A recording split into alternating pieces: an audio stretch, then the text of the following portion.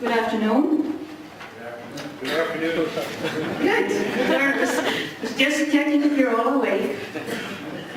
So, moving from the natural sciences towards some more politics, what I want to talk about in the brief time I have here is I'll be exploring how climate change as an issue has been moving from being mostly a scientific and environmental issue towards also being a political issue, and in the last 2 years also a security issue.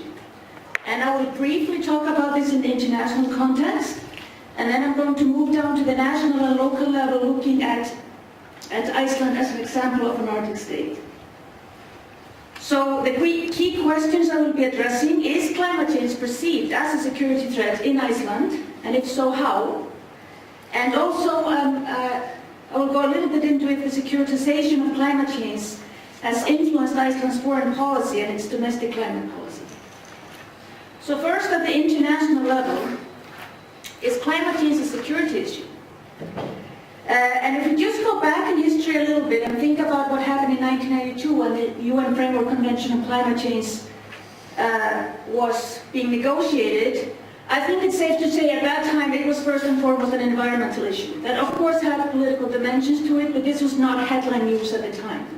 At least not nearly as much as several years later when the Kyoto Protocol was negotiated, and then it was clearly a highly politicized issue.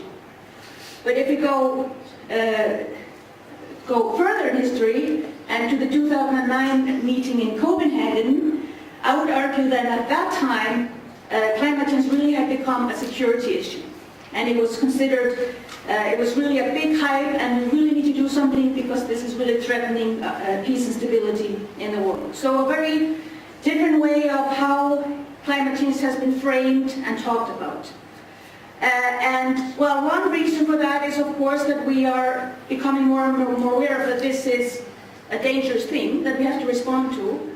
But we can also look at how we talk about security issue also.